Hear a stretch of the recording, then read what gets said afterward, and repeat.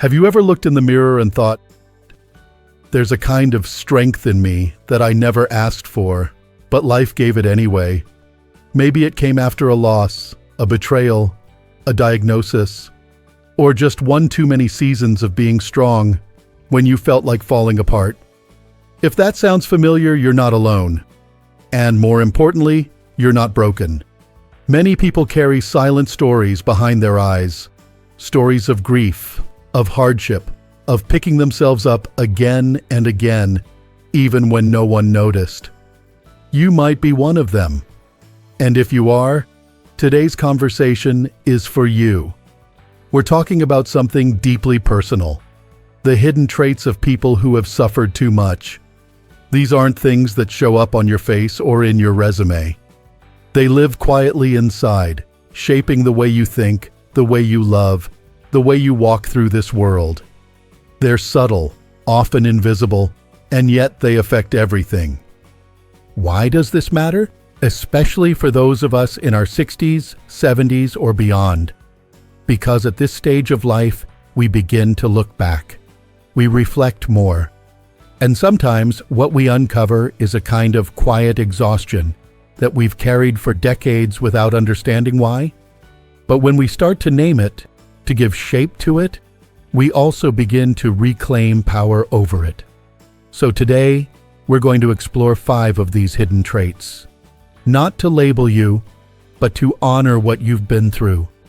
And maybe, just maybe, help you understand yourself a little better. Let's begin with something that often gets misunderstood. It's that feeling of needing things to be just right. Maybe it's the way you always straighten the silverware on the table, or how you get tense when someone is late, or how you double, even triple check the stove before leaving the house. People might call it being picky or rigid, but that's not what it is. This need for control, for order, often grows from living through long periods of chaos or unpredictability. When life throws curveballs over and over again, when someone you loved was unstable, or illness kept showing up, or the rug got pulled out from under you too many times, your nervous system learns to stay on high alert. It starts scanning for danger even when things are okay. You might not even notice it anymore. It becomes part of you, like second nature. But deep down, your body is saying, I need to make sure this doesn't happen again. That's not weakness, that's survival. But there's a cost. Living in that constant state of watchfulness can be exhausting. It can steal your peace. You find it hard to relax, hard to trust, hard to let life flow. You want to, but something inside says, better safe than sorry. What's important to know is that this trait didn't appear out of nowhere. It was shaped by your past. It's your mind's way of trying to reclaim safety, of creating a world where things feel a little less unpredictable. And there's wisdom in that. But there's also a gentle invitation here to notice when control is helping and when it's keeping you stuck. Sometimes learning to loosen the grip, even just a little, can bring surprising calm. Maybe you don't need everything to go exactly as planned to feel okay. Maybe peace isn't in perfection, but in allowing things to be a little messy without fear. Let's move to something a bit quieter but just as powerful. Have you ever found yourself expecting the worst even in moments that should feel hopeful? Like when good news comes, but part of you is already bracing for the other shoe to drop. Maybe someone says something kind and your first thought is, I wonder if they really meant it. Or you get an invitation and think, they probably felt obligated. That's not just cynicism. It's not just being realistic. It's the armor you built after disappointment became too familiar. When life let you down enough times, your heart learned to prepare for pain before it arrived. Because if you expect the worst, at least you won't be caught off guard. It's a form of protection, a way of saying, if I don't get my hopes up, they can't be crushed. And in some ways, it works. But in others, it costs you more than you know. See, when you guard your heart that tightly, you also shut out joy. Surprise, delight, the very things that make life worth living. Imagine a flower that never pushes up through the soil, because it's afraid the sun won't come. That's what happens when we expect disappointment too often. We stop blooming. But the truth is, not every chapter of life has to follow the same pattern. Yes, you've been hurt. Yes, people have failed you. But that doesn't mean every moment ahead will bring more of the same. You deserve to hope again, even if it's just a little, even if it's shaky at first. You might say hope is dangerous, but so is never feeling fully alive. Let yourself lean into the possibility that things could go right, that someone could stay, that a good moment doesn't have to end in regret, that yes, life is fragile, but that doesn't mean we stop dancing. And that brings us to another experience that many carry but rarely talk about. It's called living loss. This kind of grief isn't about someone passing away. It's about losing something that's still technically there, but no longer truly yours. Maybe it's a marriage that slowly fell apart, a friendship that faded into silence, the version of yourself you used to know before a health issue changed your world, or a dream you held onto for years, only to realize it won't come true. These losses don't come with funerals. No one brings casseroles or sends sympathy cards, but they hurt, sometimes deeply. And because they aren't acknowledged, they can linger in silence for years. You might notice it in the way joy feels muted, like you're watching life from behind a glass wall. You smile, you show up, but a part of you is still holding onto a timeline that never happened. Maybe you wonder what life could have looked like if things had gone differently. And sometimes, even when something good comes along, it feels like you can't fully embrace it, because your heart is still half-rooted in what was lost. If that sounds like you, you're not alone. And more importantly, you're not wrong for feeling that way. Grief doesn't always look like tears. Sometimes it looks like numbness. Sometimes it shows up in quiet moments when the house is too still and your mind drifts back to a chapter you didn't want to close. But grief, real grief, is not about forgetting. It's about honoring. It's about saying, that mattered. I mattered. What I lost mattered. And then, over time, letting that truth settle into something softer. Not erased, but integrated. Part of your story, not the whole of it. You don't have to carry silent grief forever. You can let it speak, let it breathe. And eventually, let it transform, not into bitterness, but into wisdom. As we continue this conversation, remember, these traits aren't flaws. They're signs that you've survived, that you've adapted, that you've kept going when it would have been easier to give up. There's strength in that. There's beauty in it too. And as we keep going, we'll explore more of what that strength looks like. Not just in how we endure suffering, but in how we rise from it. Sometimes, we think of strength as something loud, like standing tall, speaking up, or pushing through. But more often, real strength is quiet. It's in the way someone listens without needing to fix. It's in the way they show up for others, even when their own heart is heavy. And for many people who've suffered too much, this quiet strength becomes a calling. Not because they planned it, but because their own wounds have made them deeply attuned to the pain of others. Maybe you've noticed it in yourself. You're the one people come to when they're hurting. The one who knows what to say, or when to say nothing at all. The one who notices what others miss. You've lived through enough to recognize sorrow in a stranger's eyes. And that recognition creates something powerful: empathy. This trait is often called being a wounded healer. It shows up in the teacher who understands her struggling student because she once sat in that same lonely chair. Or in the neighbor who checks on the widower next door because he remembers what it felt like to eat dinner in silence. Sometimes it's the nurse who once was the patient. The parent who comforts not just from love, but from knowing what fear feels like. What's remarkable about the wounded healer is not just their kindness, it's their ability to transform pain into purpose. They don't let their wounds define them.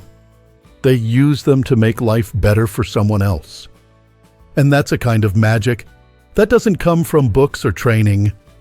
It comes from surviving the storm and choosing to be a light for someone else still caught in the rain.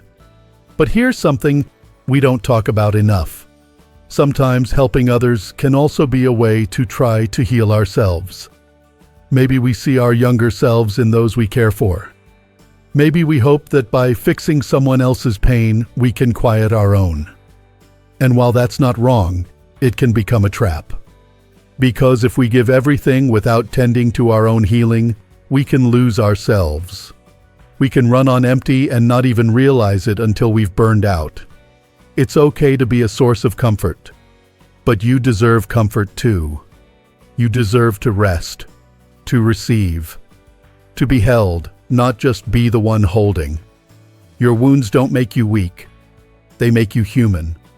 But healing isn't something you give up just because you're good at helping others. You matter too. And that leads to one of the most defining traits of those who've suffered deeply. It's the shift in what they value. If you've lived through real hardship, you start to see life differently. Things that used to feel important, status, approval, material things, they lose their shine. What matters more is peace, meaning, connection. You stop chasing what doesn't feed your soul because you've seen how fragile life can be. Maybe before, you worried about being liked or making everything perfect. But after walking through grief or trauma, you begin to crave authenticity.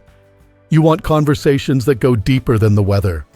Friendships that feel real, not just polite.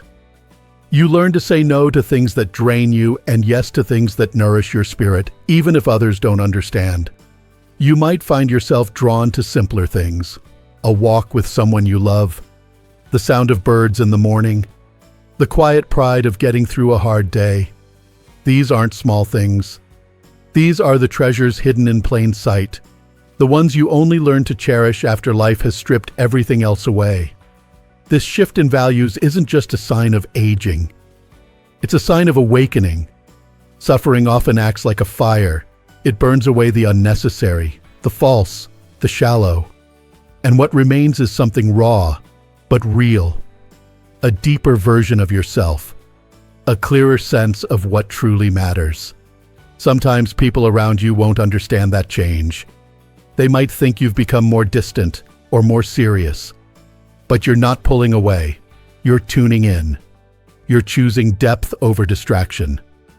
And in that choice, there's a kind of quiet liberation. It's one of the gifts that suffering can leave behind. Not a gift anyone asks for, but a gift nonetheless. Now, if we pause for a moment and look at all these traits together, the need for control, the expectation of disappointment, the silent grief, the calling to heal, the shift in values. They paint a picture, not of weakness, but of resilience, of survival, of someone who has walked through the fire and emerged, not untouched, but transformed. And here's the truth. None of these traits are signs that something's wrong with you. They're signs that you've adapted. They're evidence that you've endured. They may come with scars, yes, but scars are the proof that healing has begun. Some of these patterns might feel heavy. They may make life harder in some ways. But each of them also carries wisdom. Each of them holds a story worth honoring. The world often praises people who seem untouched by pain. But there's another kind of beauty in those who have been broken and still choose to love, in those who have suffered and still choose to show up, in those who carry invisible weight and still offer kindness. You might not get medals for surviving what you've survived, but your soul knows, your body remembers, and your presence, steady, thoughtful, deep, is more powerful than you realize. Not everyone will understand you. That's okay. You're not here to be understood by everyone. You're here to live your truth, to care for your heart, to give what you can, and to rest when you need to. There's strength in quiet healing. There's strength in choosing softness after the world tried to harden you. And there's strength in knowing that you don't have to prove anything anymore. Just being here, just continuing, is already enough. Not everyone who's been through pain becomes bitter. Not everyone who's suffered becomes angry or withdrawn. Some do, of course, because that's what pain does when it has nowhere to go. But others take all that pain and turn it into something else. Something brave. Something beautiful. They become alchemists of their own experience. That's the final hidden trait we're talking about today. The ability to transform suffering into meaning. It's not flashy. It doesn't happen overnight. And it's not something you choose once and never have to revisit. It's something you grow into again and again each time life tests you. You see, suffering cracks open parts of the soul that would otherwise stay hidden. It forces us to ask the hard questions. What do I truly value? What kind of person do I want to be now? What am I here for? It's no longer about just surviving. It becomes about living on purpose. Maybe you've experienced this.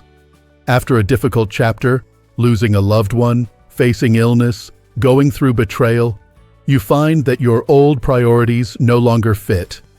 The things that used to upset you suddenly feel small. You begin to sense a quiet clarity rising up inside you. Not all the time, not perfectly, but enough to change the way you walk through the world. You care more deeply about what matters and less about what doesn't. You protect your time more fiercely. You speak more truthfully, even if your voice shakes. You find the courage to say no to what drains you and yes to what lifts you, even if others don't understand. That clarity, that quiet fire inside, it didn't come from ease. It came from endurance. From walking through your own storms and deciding not to let them define you. From realizing you may not have control over what happened, but you do have control over what you do with it now. People who've suffered too much often become the ones who see life most clearly. They notice the tiny joys, the warmth of the sun on their face, the way a friend remembers to call, the relief of a good night's sleep. These moments are small, but they become sacred. Because once you've been broken, you stop taking peace for granted. You also start to understand others better. Their silence, their struggles. You learn to read between the lines, to be present without trying to fix, to sit with someone in their pain because you've sat in your own. And that, more than any degree or title, is what makes a person truly wise. And wisdom, real wisdom, rarely comes from comfort. It comes from making it through the nights you didn't think you would. From rebuilding yourself when the pieces didn't fit the way they used to.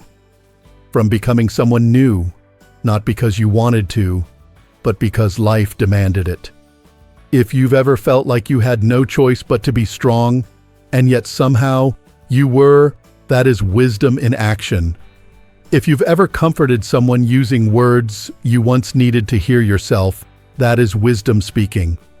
If you've ever chosen to grow instead of give up, that is wisdom rising from the ashes. But maybe the most powerful realization of all is this: you don't have to stay in survival mode forever. Yes, suffering shaped you. Yes, it left its fingerprints.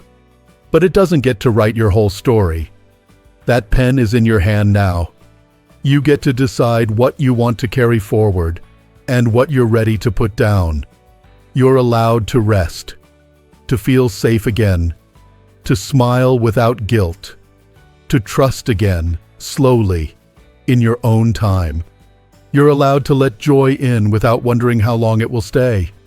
You've earned that. Because here's the quiet truth no one tells you enough. Surviving isn't the end of healing, it's the beginning. There's a difference between living because you have to and living because you choose to. Between guarding your heart and opening it again when the time is right. Between carrying your pain like a burden and wearing it like a badge that says, I've made it through. It's never too late to shift that story. No matter how long it's been, no matter how deep the wound, you're not too old. It's not too late. The path of healing and growth is always available. And the beauty of being in your 60s, 70s, 80s, or beyond. You've seen enough to know what matters now. You've earned the right to live with intention, with freedom, with your full heart. So if you recognize yourself in any of what we've talked about, if you see your habits, your pain, your patterns reflected in these quiet traits, let it be a reminder. You are not broken, you are not weak. You are not behind, you are marked, you are seasoned. You are deeply alive in ways others may never understand. And that is a gift. It's the kind of gift that doesn't show up in loud applause or shiny accomplishments. It shows up in the way you hold someone's hand when they're scared, in the way you know how to say, "I've been there too," in the way you keep going, even when no one sees the weight you carry. That is power. That is legacy. So I want to leave you with this. Your suffering was real, but so is your strength. Your past shaped you, but it does not define you. You are not what happened to you. You are what you choose to become. And you get to choose again, every single day. So what will you do with the life you still have? Will you live small and afraid? Or will you let all that you've been through turn you into someone more compassionate, more open, more present? The world needs more people like you. People who've walked through the fire and still choose to be kind. People who've lost much but still look for meaning. People who carry invisible scars and still show up with love. If that's you, I hope you know you're not alone. You're part of a quiet, powerful community of survivors. And your story matters. If this message speaks to you, share it. Let someone else know they're not alone either. And if you feel up to it, leave a comment below. Share your experience. Tell us what you've learned. Because your wisdom could be the light someone else is searching for in the dark. And if you haven't already, please like this video and subscribe to Strong Elderly Life for more conversations like this. Real talk from the heart. For people who've lived enough life to know what really matters. You're not done growing. Not by a long shot. Here's to living your best life at any age.